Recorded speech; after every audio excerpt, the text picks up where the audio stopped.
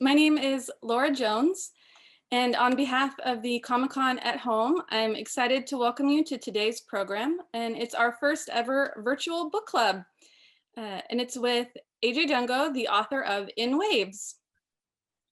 There'll be time towards the end of the panel to take questions from viewers, but please submit them at any time during the program using the Zoom Q&A function, and we'll do our best to ask as many of your questions as possible. We are also joined by ASL interpreter Lori Sullivan. Okay, so welcome AJ, and thank you so much for joining us today. Thank you for having me. It's a pleasure. Yeah, this is our first ever virtual book club, and we're so excited that so many people, could share this amazing book with us. So I really appreciate it. I'm very, very grateful. So do you want to tell us a little bit about yourself and how the book came to be? Sure. My name is, my name's AJ, and I am an illustrator by trade. I went to school for illustration, but I sort of fell into comics while I was in art school. Always been a big fan of them, but I started making them, in little zines and stuff with my friends.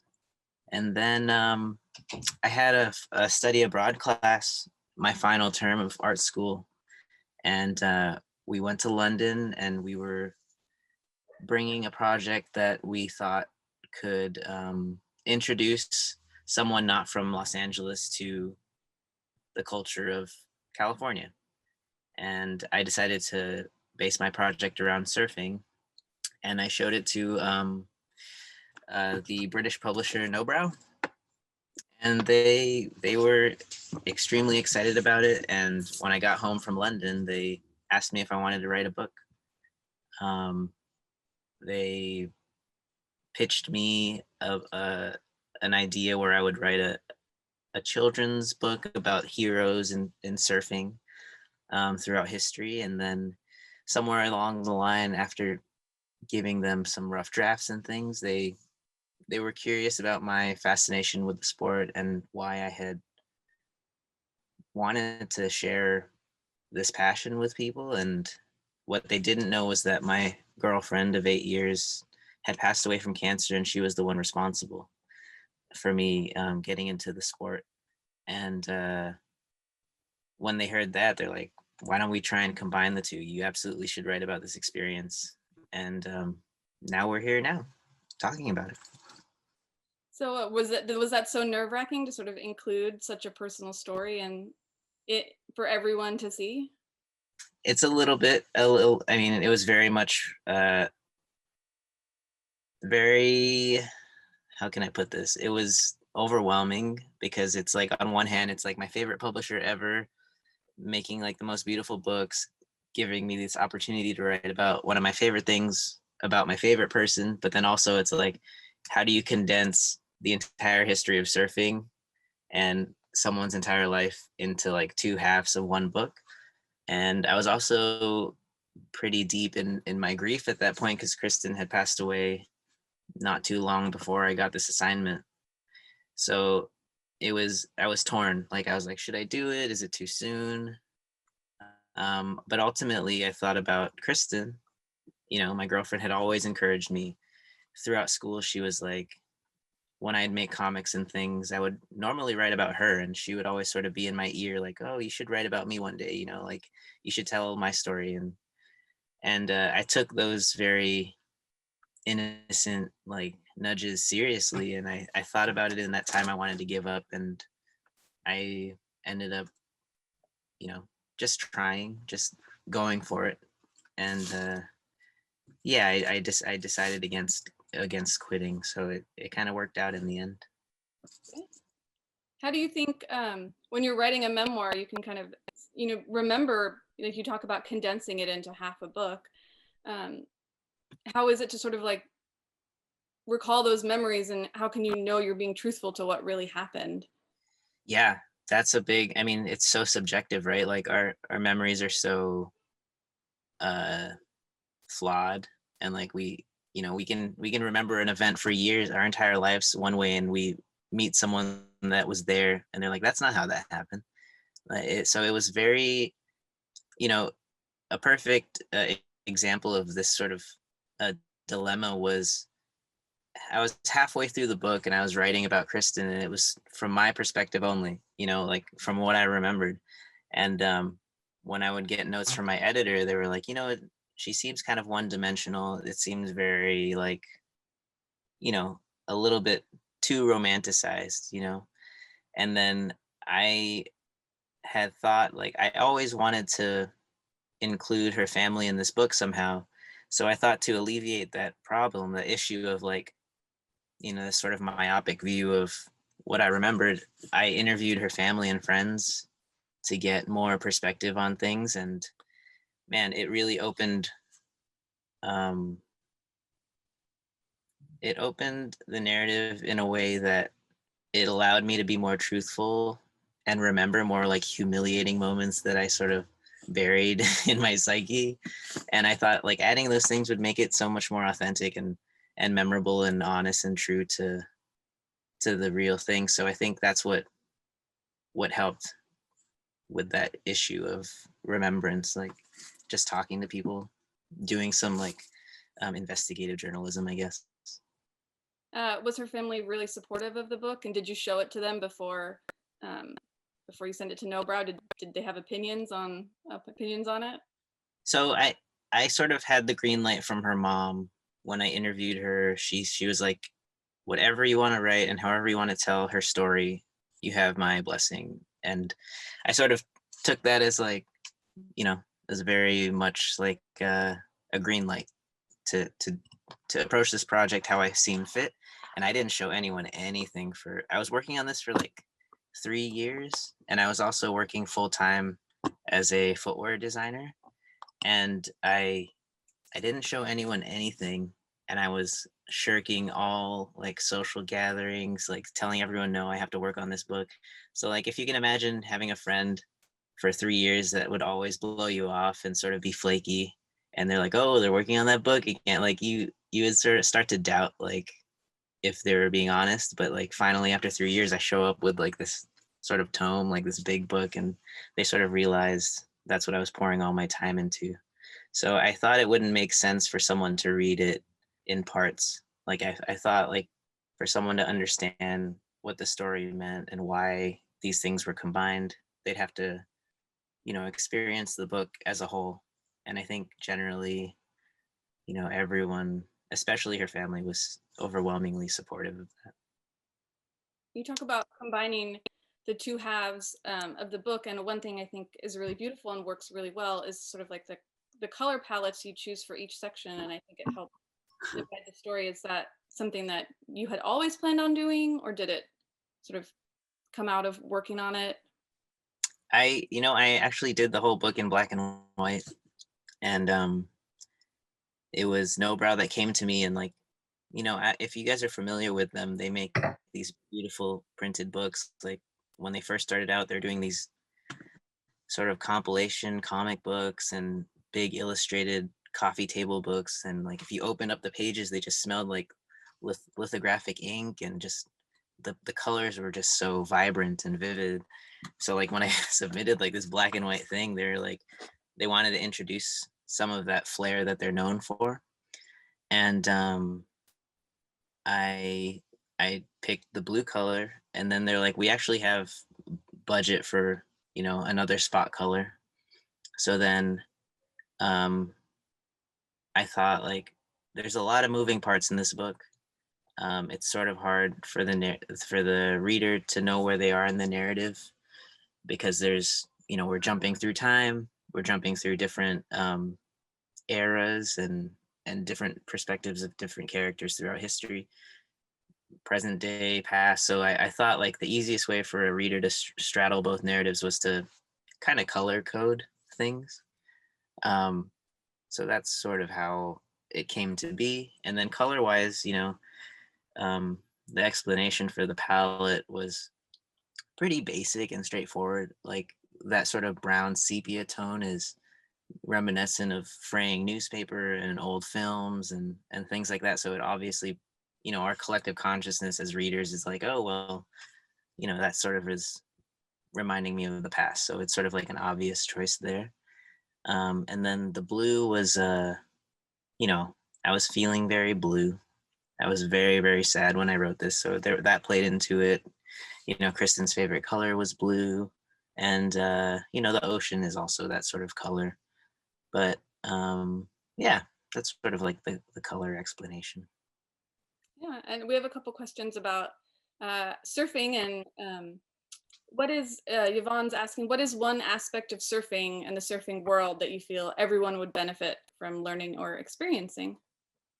Oh man, that's a good question. One thing. I guess perseverance is a big thing in surfing, and patience. Like most of the time, when someone that's not, when anyone watches a surfer or sees some sort of media surrounding surfing, you see them on the wave and they're like doing the beautiful turns, and they call it like they're charging, and they're like really getting gnarly or whatever. Like what you don't see is like the battle it takes to get out to those waves, the patience it takes for the people to sit there in the water for, up to hours just waiting for that one moment. So like those are things that you learn as a surfer.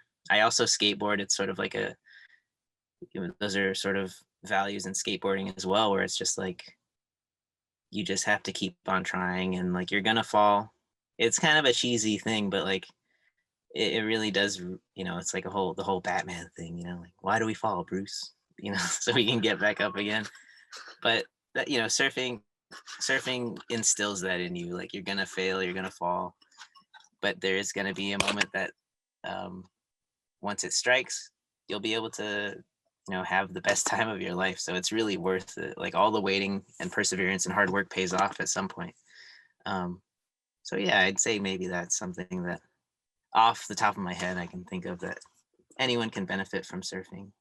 I think too, I mean, after reading your book, surfing is something I had always wanted to try. And I think surfing, there is this great surrender in surfing. Like you can't control the waves, you can't control the ocean. Yeah. And I think, especially like in grief or in trying to, puzzle through things in our lives, it's the one thing to learn to give up control that way, and Yeah, to write it out. I think is something that's you almost can't get with anything else. it's true. It's a very humbling experience to be like at the mercy of Mother Nature. um it just depends on the day, but yeah, you sort of feel this overwhelming sense of this connection to nature. I think anyone that, all of us here love comics, but when you spend a little bit of time outdoors, or if you go hiking or something, it could be anything that's some connection to our planet, and you feel, um yeah, you're not entirely in control, especially in surfing. Like you're you're sort of trying to harness the power of a wave, but it's really gonna do what it's gonna do whether you're ready for it or not. So there's definitely that aspect of surrender. I can agree with that. And Philan would like to know, are you so about the later history of surfing in the 50s and 60s and beyond? So you captured the earlier period in the book. Is it something you'd ever consider exploring in future work? Yeah, I have a friend that's like very much like a surf historian, and he's always in my ear like, oh, you gotta get to the later stuff too and write about it. And like if the opportunity arises, I'd love to. There's just so much to cover. I mean, writing this book, when I was tasked with like first picking figures in history that sort of are important and that people should know about, that was hard in itself. But then to think of a way to tell my story intertwined with the history of surfing, like it was just too much to do. So like what I did was I picked figures. I saw in all my reading and research, there was a ton of people that I could have gone with, but who I decided to go with was people that I can see and relate to. I saw Duke and Blake, Tom Blake. They had a relationship of like admiration and respect, and I was like, I can relate to that. That's something I can write about. So like, you know, with the 50s and 60s and 70s, there's so much cool stuff that I'm sure I could maybe play with. Like I've always been a huge fan of the, growing up, I would just sit and watch TV all day long. And, being a latchkey kid, I'd just, on HBO, there'd always be these documentaries, and Dogtown and Z Boys was like, always on. So like I learned about these dudes in Santa Monica, like hopping fences and trespassing into people's backyard pools, but they're also like ripping in Venice and Santa Monica and stuff. And like that's a really cool story to tell. It's been told before, but there's more aspects, more characters to explore, of course. But so much innovation happened in the 50s and 60s. So there's definitely more stories to be told. But yeah, maybe I will. Maybe it might be a story for someone else to tell, but we'll see. Dr. Glazer wants to know, she says, thank you for introducing her to Tom Blake. He's an unsung hero. Are there monuments or other exhibits of his contribution to surfing that you know about? Like, did you do research? And I'm not too sure about that. I mean, as much as I'm teaching the reader about things, I was learning as a reader myself. I wasn't, when you do something like whatever you're into, like climbing or writing or cooking, like you don't know, a lot of people do, but I was one of those people that don't know the history. So I was sort of standing on the shoulders of like giants of surf history that were like teaching me. So I mean, I know there's like a surf museum in San Diego, um, but in Wisconsin, I'm not sure if they have anything to him besides his grave. Um, I should look into that. I'm not sure. um, so Vince would like to know, now that some time has passed, and the creation, and since Kristen's passing and the creation of the book, how are you doing? And with everything that's happened, and Man, thank you for asking. That's very, very sweet. I'm doing good. Like the whole experience is bittersweet because the one person that would like appreciate the success and impact that this work has had is Kristen. So I don't know. It's been crazy. It's been so crazy. Like the book has been translated into like 8 or 9 different languages, and there's a feature film that's going to be in the works, and I've been able to travel across the world and meet so many cool people and be here at freaking Comic-Con with you guys. So it's like there's so much to be grateful for through this experience. But I don't know. It with anyone that's lost someone, you don't like those feelings don't go away. They might dissipate a little bit, but like you'll still feel that sort of emptiness, that sort of sadness. It may be less frequent because life goes on, and um, we all kind of cope in different ways, but I'm doing okay. Life is good. There's like a lot to be thankful for. I'm like surfing a lot now, and I've sort of fulfilled a lot of the dreams that Kristen had hoped for me, when she was alive. So I don't know, I'm doing good. I really appreciate that question. That's very sweet. um, so obviously we've all read the book, and I know that you talked about it's been translated into all those languages and it's reached so many people. Is there a hope for what the book might offer others? Like, did you, when you were writing it, or even now, like, do you think about those people, or have you ever, you know, has there been any moments where you're just like, it really hits you, like how much this book has meant to even to people, strangers, and also maybe to Kristen's family? And It's the response has been so insane. I definitely like when I wrote this book, I would, like I said, I was working full time, and like every free hour I had that wasn't work, I was working on this book. So like every day I just stay late in my office working on this. It became like my de facto studio, and I worked on it every weekend for like 2.5 years.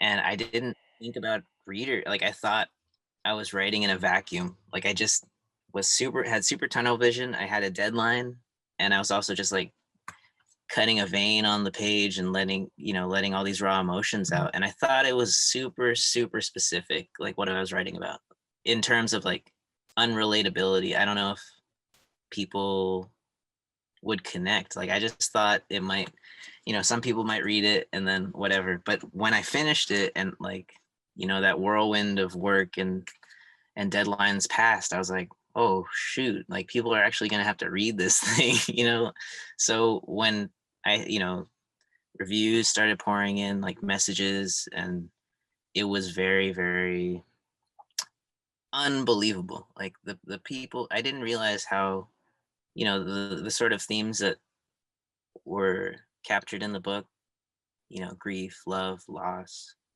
um, sort of escapism through your hobbies and your passions, like those things speak to a lot of people.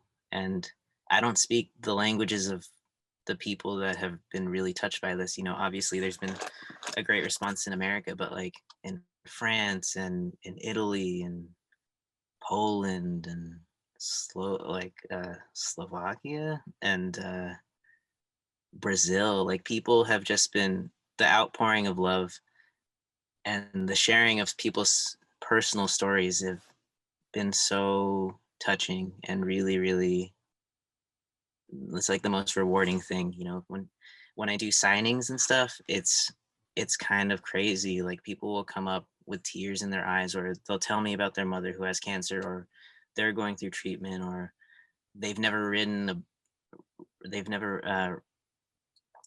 a comic in their life. And like, you know just all these different types of people, no matter what age, gender, um background, political affiliation, like anyone who reads this that has come to me sharing their story, it's been really, really, really, um, really beautiful. And I don't know how to process it sometimes. But yes, I think when I got the approval of Kristen's family, when they started to read it and their reactions to it, that was sort of all the validation I needed for this project. Because if they liked it, it didn't matter who else liked it. But then when it became it felt like a global affair at some point, that's when things felt like, man, I'm so touched that I get to talk about one of my, like my favorite person over and over again. Cause like we lose people, and sometimes people just lose patience with the people in grief because their lives move on and you're still in the throes of your sadness. Like, so I get the opportunity to share with people about this person who is really important to me. And it's, yeah, I don't know how else to explain like my gratitude, but it's been really, really wild. I think one of the beautiful things about the book is that it's simultaneously like really, sad and emotional, but at the same time, like so full of hope. And it's interesting to hear you say that you were so full of grief when you wrote it, because it seems like, even though, the ending is sad, it seems like like it's full of like beauty about the future and how life can be. And I think it's interesting to read something that's, you can, if you feel your grief in it, but at the same time, like it's not the end of this journey. And I think yeah, I think that's, I mean, at least for me, like why it resonated, because things can be so sad, but it doesn't have to be the end of celebrating someone's life, or you know um and Dr. Barbara wants to know, uh did Kristen think you'd write a book, or did she think you'd just, like at the ending it said, tell our story. Do you think she imagined that you'd write a book and it would be read across the globe? Um, well, to your earlier comment, thanks, Laura. That's very, very sweet. But man, I don't know. When she said that, I wasn't sure about her exact specifications of how she'd wanna live on. I think like just intentionally, if I did things with her in mind, or if I instilled her values and like her sort of the way that she conducted herself, if I somehow implement that into my work and stories or whatever I do, maybe that's how she meant she could live on. But I literally took her life and told the story. So I'm not sure about the medium, maybe she had maybe she wanted me to do like stop motion films or do like a photography exhibit or maybe do like a I don't know. I'm being silly, but like I'm not sure, I just took that as like live your life with me in mind, and like just just sort of carry on my spirit in whatever you do. So that's sort of one way I did it was through a comic book. So that's sort of how I took it. Tommy would like to know if there are any other comics or books that have inspired your art style. Oh man. Yeah, these questions are always really hard because like I love so many. Um I don't want to tire Lori out with some names, but I can give you like what I was looking at the time when I read this book or when I was writing this book because I didn't know what the heck I was doing. So I was just like reading all my favorite authors and trying to figure out how to tell a story. Like, how do I draw a panel? Like, what's the format for this thing? Because, to ask someone to make a book that's like 300 plus pages when all they've done is mini zines is like such a crazy ask. So obviously, I was looking at other artists and a huge influence and weirdly has become a great friend of mine is Craig Thompson's Blankets. Like I had that one open because the way he tells um the love story and like his past trauma, like all these things that he's intertwined, he does it so masterfully. So I was definitely looking at him.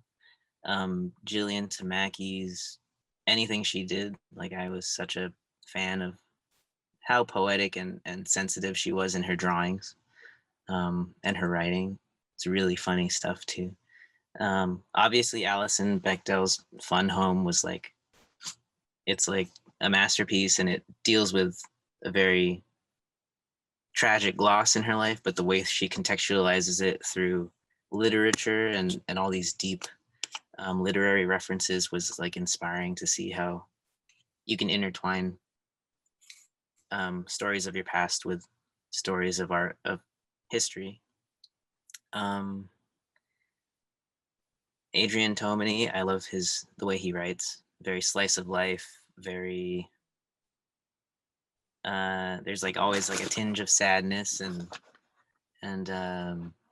melancholy in those stories, and I guess I gravitate to that as like a sad guy. Um, Daniel Klaus. Um, I'm a huge fan of Connor Williamson. This is kind of like a weird out of left field um, reference, but Canadian cartoonist, the way he draws, he did like maybe you guys have seen some of his panels for Punisher. I think he was doing some stuff for like Marvel. Um, but man, that guy can draw.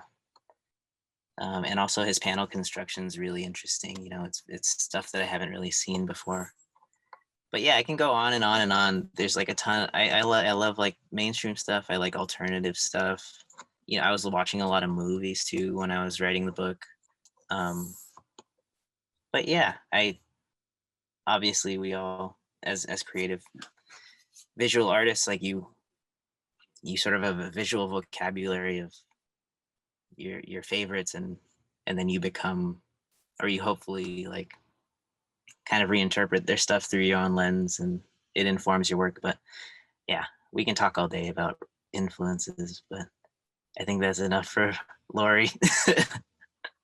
So if people like your work, probably maybe check out some of those authors, but what have you been working on that people can check out? You had the exhibit and the mural and the film. Can you tell us some about those or Yeah, what sure. everyone can look forward to seeing from you? um I have some projects I'm not sure I can talk about yet, but yeah, there's definitely more comics in the works. um but in terms of in waves related things, so I spent the last month in Paris because like I said, internationally this book has been crazy. In France, In Waves just went insane. Just so many people. It just like they couldn't keep the book on the shelves over there. So when I go there, um, it's like all work and everyone's like, everyone it's pulling me in all these different directions, and it's a great problem to have, to be like in demand in a country like that, and it's really strange. But anyway, I was there because um, the U.S. embassy in France asked me to go and paint a 80-foot mural in the 19th district of Paris. And I was like, oh well, I can, while I'm there, maybe I can have like a solo show, because I was asked by a gallery out there to work on a solo show in relation to In Waves. So there's, comics in France are so crazy. I'm sure, some of you in the audience right now have some knowledge about it, but it's like such an amazing, embracing culture around comic work, So they really admire and sort of put on a pedestal comic artists. And so I was out there. I had my first solo show, and then I also was working on that mural, which was really funny because like they asked me, like, we draw like this big as comic artists, and they wanted me to paint like the side of this building, and it was really cool. If you're ever in Paris, you can go check it out. But yeah, like what pays the bills for me is like freelance illustration and stuff. So maybe you can find me in the New Yorker, or you'll see some sports portraits that I do for different sports blogs and stuff. But yeah, keep your eyes peeled for more comics. I'm pretty excited about some stuff that'll be coming out. And But you're mostly on Instagram, right? That's where people should follow you. Or yeah, you can using find else? me. Yep, you can just type my name in, and you'll find me. But yeah, I'm actually, if I'm being honest, like I'm really trying to take a little bit of time off, because it's been such a whirlwind this summer of work that like all I want to do is surf and spend time with my friends and family. And uh yeah, I'm like a little bit burnt out at this point. Well, here's a fun question. So Vince says you were in the marching band. So just out of left, but what music do you listen to, or what's your favorite bands or genre? And that's such a good question. Another hard question and another challenge for Lori. I I was such a band geek in high school. I like, when everyone was auditioning to play the instruments they wanted freshman year, like everyone wanted to play guitar or drums, and then like our director was like, well, we only have one set of drums and like one guitar, so why don't you play saxophone? So I played saxophone, and then I was in the drum line. And yeah, I was like, and all throughout high school and college and beyond, I was always playing in bands, indie bands and shoegaze bands and punk bands. And I actually didn't really pick up art till I was in college. Like I, yay for sax. Yeah, I thought my future was in music. I thought I would be able to go tour and be like, that was sort of the dream for me, was to be just in a band that could play venues and have fun making music. But man, stuff I like, it ranges. So I'm kind of a pretty eclectic person, I suppose. But um oh man, this is such a hard question. I always ask people this so I don't have to answer and I could just listen to them. But like, I grew up listening to a lot of punk and a lot of like noise punk and garage rock and alternative stuff. But then as I got older, I was started listening to more rap and jazz and experimental music, and um, uh, a lot, like lately, a lot of soundtracks and stuff. Um, but I guess like the easiest way for me to answer this without going on a crazy tangent is like what I've been listening to lately. And I just saw that movie. I'm not sure if anyone's seen it, The Summer of Soul. It's like it was such an amazing documentary where, it was the same summer of Woodstock, but it was all Black musicians in Harlem, you know. Um, uh, Stevie Wonder and Nina Simone and Sly and the Family Stone, like all those people were playing, and like it was completely lost to history. Like no one saw that footage until Questlove decided to make a documentary about it. And yeah, so I've just been really into that lately. But I'm like such a huge fan of soul, and like Sam Cooke is always on repeat for me. Nina Simone, Stevie Wonder, like I love that kind of music. But I'm also like I'm always drawn to the percussive side of music. So like if the band has great drums, then I'm sort of already on board. I'm pretty sold. But yeah, give me like your recommendations. Anything from like experimental punk and noise to like soul and jazz and house music. Like I'm pretty much an open book. Like I love it all, which is like a very corny, everyone says that type of response, but it's true in my case. Tommy wants to know if you have any recommendations for albums to listen to when reading the book. Oh man, well, if you want to get the full experience, what I would do when I started working every time, because I was working, so I was working at Skechers, and like I used that office as my studio. So as soon as 5 o'clock hit, I'd just stay in that studio and work. So like I needed some sort of like Pavlovian thing to like signal me like, okay, full-time work is over, time to do passion project. And so what I do is like I turn on my little lamp, and then I'd open up Spotify and play Bill Evans, the jazz pianist, and yeah, listen to Bill Evans, listen to Lauryn Hill, listen to Ryuichi Sakamoto, just anything that's sort of like rainy day, sort of melancholic music, Johnny Greenwood or something. Just yeah, you can listen to that, but also listen to whatever you want, whatever you like to listen to when you read the book. But yeah, that's sort of what I would do when I would write the book, was listen to a lot of jazz piano. Miles Davis, a big, I guess, funny story is like Kristen was really into jazz in high school. And like I said, I grew up listening to punk, so I knew nothing about jazz. So I ran to like the nearest Borders when I was like trying to impress her. And I bought like Miles Davis and like the Jazz Messengers and all these jazz albums to listen to. And, I was totally out of my depth. Everything's like these crazy odd time signatures, and it's not really melancholic or like melodic. And I was just like pretending like I knew what I was talking about. So every night I would listen to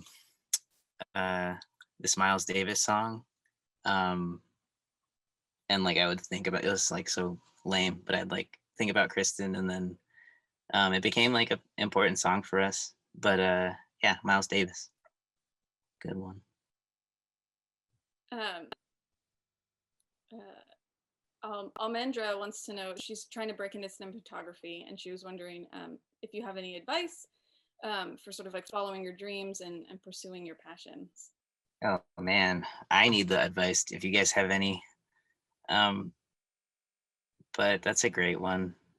Really hard one. Like, I think if anything, you know, what's the worst that can happen if you just dive in and try? If you just go for it, like you could fail, but like it's not the end of the world. Just try again. So for me, like everything that I've done in my life in career wise has always just been sort of a leap of faith, where like maybe I don't know exactly what I'm doing, but I'll say yes now and learn on the job, or just take a risk. Sort of bet on yourself to follow through on a project that, if it's something that speaks to you and you really want to go for it, but you feel like you're not prepared, like I would say just go for it, just try. Because if I actually typed up an email when I was writing this, when I started this book and got the offer, and Kristen had passed away, and I was working at Skechers, and I was like, thanks for the opportunity, but maybe next time, and then like if I click send on that, we wouldn't be talking today. Like I don't think I don't know what I'd be doing if I didn't just take the leap. So I don't know. I guess that's my advice, is like, I don't know if you'll ever be fully prepared for whatever life throws at you, but if you just believe in yourself and try, again, very corny advice, but like it worked for me. Maya says she knew from the description of the book that it would be heartbreaking, and she was able to hold it together until page 133. The panels are stunning and poignant. Can you tell me what inspired the layout? Oh man, 133, so I can here show everyone. This is the good thing about book club is everyone's got their book. You guys can. Oh man. Okay, so this is yeah. This is what was asked of. So like, man, that's the one. The that whole sequence in the book is like, if I ever leaf through a copy of my own book, which I rarely do, that's the part that will make me emotional too, because I don't know, it was such a beautiful moment. Basically, what happened was, um, at this point in Kristen's life, she had, I don't know how many lung surgeries, but she had a sort of like a canoe thing where you have an oxygen tank, and we sort of wheeled her out to the beach, and she sat there and watched us surf at Blackie's, which is in Newport. And like, I always remember that day, like everything about that day I remember, like the way that the air was and the way the sun looked and the clouds and the the temperature of the water, and just all of it is so vivid to me. But I, like, technically speaking, when I wrote that portion of the book, it was sort of a lesson for me in storytelling, because what I guess something I fell into was like, I wrote a script, and then I was storyboarding the script, and then I would letter out what I wrote. So then it became kind of redundant. Like, the images you saw I was telling you what you were seeing. So the reader was sort of being spoon fed when, like, you guys are all smart enough to put together what's happening in the scene. And like, I realized when I removed all the text from that, there was so much more emotional depth to the scene. And like, because you're making your own connections, and then the reader's really engaging in that moment, they put themselves in that position, they know what it feels like. And yeah, I think that maybe that's why, you and I both lose it at that part of the story, because um I sort of I put that moment in your guys' hands to sort of come up with your own conclusions about what we were thinking and what we were feeling, and how important that moment was. But yeah, that's a very, I love that you brought that up, because it's probably my favorite in the book, I think. um, Cynthia wanted to know, how do you work past the pain or emotion you feel when you're writing? Oh man, the whole process was such an emotional roller coaster. Um, that's a good question.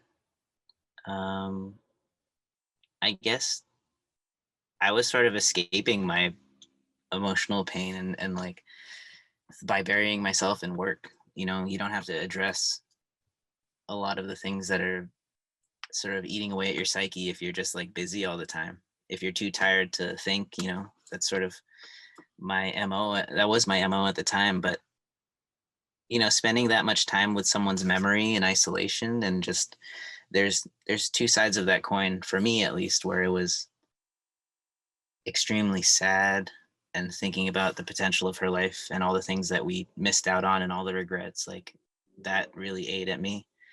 But then on the other hand, it's like, i'm i'm I'm getting to spend a lot of time with this memory, and they're sort of precious moments to enjoy and like reflect and appreciate. But yeah, I don't know, I think I would just like sort of, I would just push through it by keeping the pen moving, just like, keeping my head down. And like, if it got to be too much, breaks are important. I would I would spend a lot of time when I wrote this book, like, going surfing and like shirking responsibility of deadlines, and being like, and telling myself like, I'm doing research right now. It's like research for the book. But you know, it ended up being a good thing to like sort of step away from whatever it is that you're working on, sort of come, they always say this in art school, but like, come back with like fresh eyes, and like really look at your work in a different light. But yeah, I mean, time away from work is just as important. So I don't think, people say like they talk about time being wasted and wasting time, but I don't know if time's ever wasted if it's like beneficial for you and what you're doing in the long run. I feel like I went really off the rails with that question, but that's where we ended up. Margaret wanted to know if there was something that happened in college that got you into art. Oh man, that's like that. So community college is criminally underrated. I went straight to community college out of high school because I didn't know what I wanted to do. And it was here that like that was the turning point for me because I was taking GED classes and I was, taking like statistics and pre or calculus and like biology, geology, like whatever you needed to get done to get your credits or whatever. And the one class that I didn't hate that I like wasn't dreading was a printmaking class that I just took on a whim. And I hadn't picked up a pencil since, like early years of high school because I was drawing a lot in class in high school and I was getting in a lot of trouble. And I was like, I sort of had to step back and be like, if I don't pay attention in these classes, I'll have no future and like I won't be able to get into a good school. And, I sort of had that weird mentality when I was like 14 or whatever. So I just stopped drawing altogether. And then when I went to community college and I took that printmaking class, it sort of totally revitalized this passion that I sort of was repressing. And I just sort of followed that feeling. And then I was like, okay, well, I never had this sort of, I had very supportive parents. They were just whatever I wanted to do that they could see me successful in and be happy with. They weren't forcing me to get a degree in something I didn't want to do. So I sort of figured out what I wanted to do by figuring out what I didn't want to do. I didn't want to be a biologist or a nurse or no shade to those occupations. It just like wasn't for me. And yeah, printmaking. And then that teacher sort of was like a gateway drug for me who introduced me to all these different artists and like occupations that you can do. Like they provided a pathway for what's possible. And I went to the art school I went to because of a recommendation by that teacher. And yeah, community college. Did you So think that teacher has read your book? Did you give them? Do you know? I don't know. I haven't talked to him in a while. I think I'm not sure if he's read it, but the teachers that I did have in art school and the ones that are in the book, they've read it and they jokingly, unfortunately, one of the teachers in the scene where you see me in a classroom, he passed away, but he was pretty instrumental in getting me this book deal and introducing me to a lot of surf industry people. But the other teacher opposite of him, he was laughing because I drew them at the same height and like one of them is way taller than the other, so he was like, I appreciate you like making me taller than I am. But they love the book, I think, and I go back to speak in classes at my school a lot, and it's really weird to be on the other side because I remember seeing visiting lecturers and artists and like thinking they have it all together and they're so cool and stuff, and then I walk in there and start mumbling about whatever. But yeah. Vince wants to know, in your art, do you have a favorite type or brand of pen or pencil or medium that you use? I was such a geek about that when I was in school. Just like I would see someone's art and I'm like, how do they do it? And if I get that pen, I'll be able to draw like whatever, Stanley or James Jean or whoever. Yeah.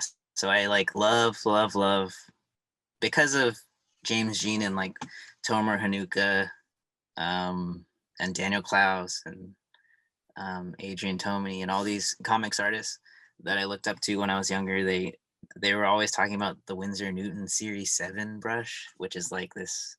I don't know if they use some sort of squirrel hair or something, but it makes like the perfect point, and like you can always. It lasts a pretty long time. But yeah, I would use that. I love I have some like Muji pens that I like, and Micron. I always use Micron pens.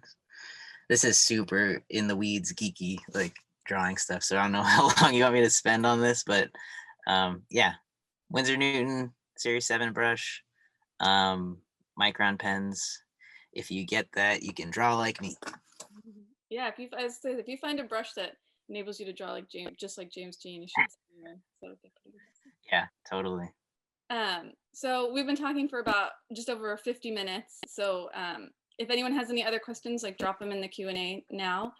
And I just want to add, like, I think this is the beauty of everybody reading a book together. And I think a book like yours, can be enjoyed as like a solitary experience. But I think comics and any books, when you read them with a group of people, can bring up things you maybe never thought about before, or that you didn't catch, or and I think talking with you is obviously such an amazing experience for all of us who read the book.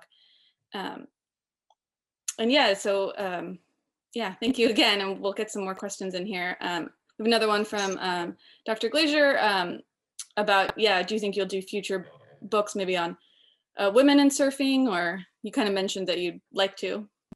Yeah, definitely. I mean, I'm not sure. I definitely, there's more books in the works, but I think a theme that I'm sort of playing around with without giving away too much is mental health. Like it's totally removed from surfing. Obviously, like I would love to tell a female surfer story, and maybe it's not my story to tell. Maybe there's someone out here in the audience that could tell it way better than me, But yeah, there's something for me personally. Like I love graphic memoirs, and I'm such a fan of documentaries and journalism and stuff. So I'd love to explore more of that. Um, so there's, so I think, I think I'll forever be the surfing guy, but there's different avenues I'd like to talk about too. But yeah, I think someone else might be able to take the reins on that one. Oops, sorry about that noise. Yeah, so, obviously we've all read this book, and, a lot of people out there have read it. And what do you think um, you hope people get from this book? Like, is there something when you talk to people that you want them to know? Yeah. Yeah, that's a great question. I mean, someone said it, sort of in relation to your last comment too, Laura, like the beauty of these books and the beauty of comics and the beauty of reading. Someone, the publisher of my book in Italian, told me this when I was in Angoulême, and he was like, comics and graphic novels are sort of a way for people to bridge solitudes. And like I thought that was so poignant, because we're sharing experiences that, maybe our innermost feelings we're sort of sharing with people. And in essence, I don't want anyone to feel like they're alone. Like I think this book, if anything, should be a beacon of hope for whoever is out there that might need a nudge, or like might need just a little bit sprinkling of hope. I think that was a hope for me when I wrote this book, I guess, was you know not to feel alone, and also not to take what you have for granted. Like when I was with Kristen, seeing her body degrade, and like seeing her sort of fight for every breath. You watch someone sit there and like just have a hard time inhaling. Like if you're walking and breathing and you're able to blink and wake up in the morning, like your health is immensely invaluable. So yeah, just be grateful for what you have, and know that you're not alone. And if you want to talk, you can message me on Instagram. Yeah, whatever. Like I just don't want anyone to feel like what you're going through is an isolated thing, because this book is sort of a testament to that, where I thought something that I was going through was so personal and so individual, but really it was a universal story. So we're all going through our own things, and don't be afraid to reach out. I think that's a beautiful place to end it. I thank you so much for joining us, and for everybody who read the book and joined us today and asked questions. It's no lie that I love this book, and I think you've really brought so much to so many people. And to hear you say you thought no one would relate, and to see us all now just have gained so much from it, I think is something really special. So Thank you so much for joining us and for writing this book that we all have enjoyed so much. Thanks to you guys. Thank you, Lori. But huge thanks to Laura. Like, she's always come through for me and like anything to further my success or anything. She's always there. So I appreciate, really appreciate you, Laura. And just thank you all for spending the time with me. You know, you guys could do anything Sunday morning. So thanks for spending it with me. Yeah, thank you so much for Lori for interpreting us today for us today. And thank you all so much for joining us. We really appreciate it and hope you enjoyed the live stream event. We're going to post the recording on our YouTube channel. So if you want to share it with your friends or family or anyone who couldn't join us, you can check it out there. You can follow us on Twitter and Instagram and Facebook for news on upcoming programs. And Comic-Con at Home is still happening. So please check out the exhibitors, you know, buy some cool things, check out some panels. And we're really looking forward to seeing everyone in person soon. So thank you, AJ. Thank you, Maya, who coordinated, Chris, who's running on the back end, and Adrian, who put together so much for us. And again, Lori, and our Deaf Services Coordinator, Julie Pickering, who helps us with all of these great events.